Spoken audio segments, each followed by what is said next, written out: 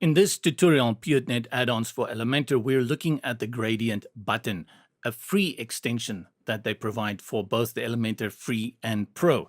And you will not be impressed by gradient button because there are so many add-ons out there that provide you with gradient buttons. First thing I will say I am impressed is that they are not charging me for it because everybody is giving it out there. So the fact that they're making this a free one, that is the first thing I like. The second thing I like is how they have implemented it. This is not an additional widget, an additional button that you have to load. This is a feature that comes attached to the existing button within Elementor. Let me go show you. Before you do that, make sure that you've downloaded the plugin and that you have activated these three at the top if you want to work with the free versions from Piotnet add-ons for Elementor, the gradient text, the gradient button, and the image carousel multiple custom URLs. Whew. Every time I say that, I want to give myself a prize.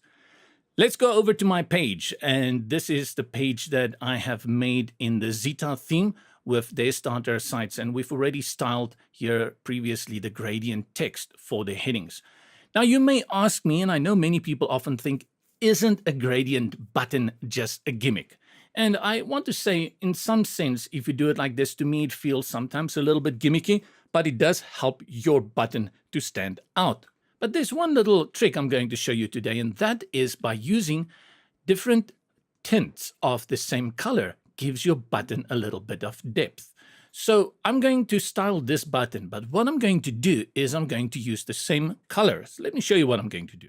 So we click on the button, we go to Style, and then you will see the add-on is included as an extension here. Click on the PAFE gradient button. And then we say here, enable gradient button, and we activate it. And you can see you have both a normal and a hover mode that you can apply this gradient to. I want to use the color and same color as up here. So I'm going to grab my color picker eyedropper and hover over this color and then copy that code. And then I'm going to paste it over here. For the next color, I'm going to do the same. Yes. And now I'm going to reduce the opacity slightly like that. And I may even change the angle a little bit. I think in fact too much. Let me bring it up a little bit. You won't be able even to see the difference, but it's there. Let me show you what happens when I deactivate it. There's the before and there's the after. Just that little bit of a difference can give your button a little bit of depth and doesn't make it look so flat. Of course, with the gradient, you can go all hunky-dory. Let's make our hover a little bit crazy. Let's choose a color here that I can go into, make it very bright, bright, bright, bright, bright. And then let's go into this one and I paste that color again, the brown that we copied.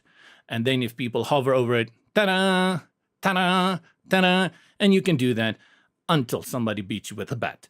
And that is the gradient extended feature from Piotnet add-ons for Elementor. And you can grab that free version. And then if you think this is very interesting, check out the other videos for the Pro. This is JP here with Websites for Beginners.